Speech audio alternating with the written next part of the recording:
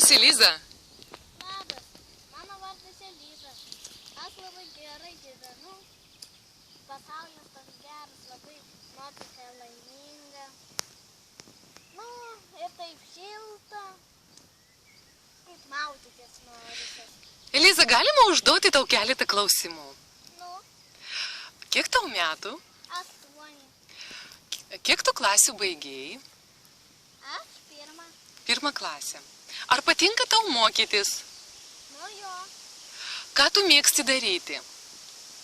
spalvini. O ką dažniausiai tu spalvini? Darbelius.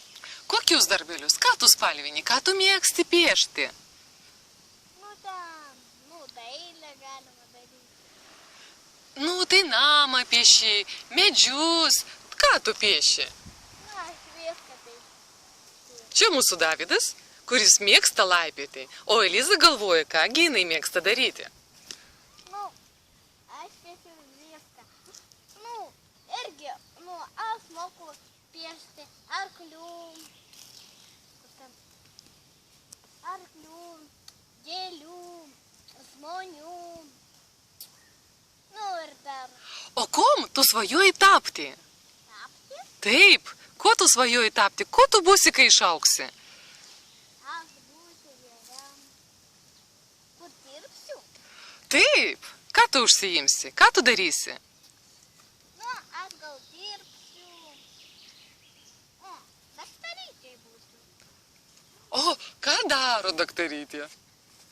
Gydo. Gydo, tai tu nori gydyti žmonės? Jo. Šaunuolė. Medikamentų daug.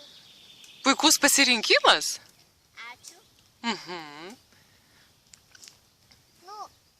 O ką tu užsiimsi laisvų nuo darbo metu? Ką? Ką?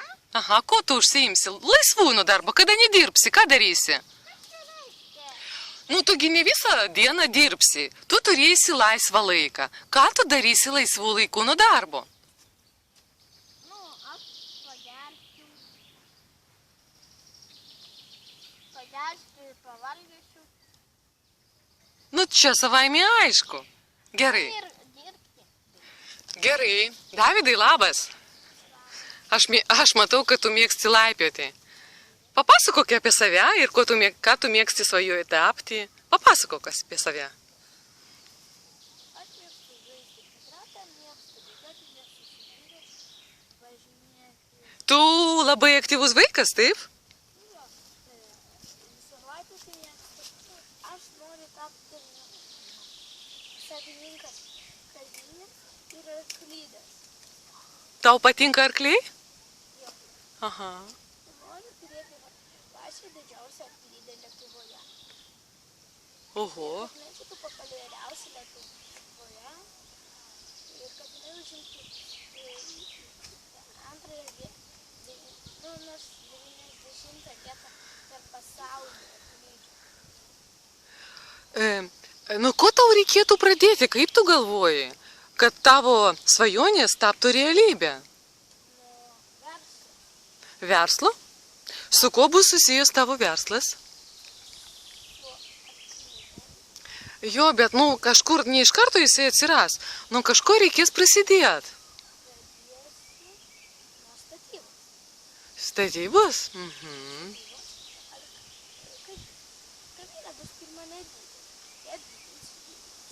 Kaip jau jinai bus pabalėti, lauksiu, tada jau ir galėsiu arklydės statyti.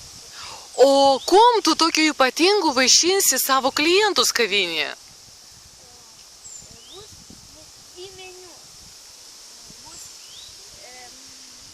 šitie meniu, kurie dietas laikosi ir kurie nesilaiko dietų. Normalus maistas. Ten bus lieknėjimo gėrimai, lieknėjimo valgymai.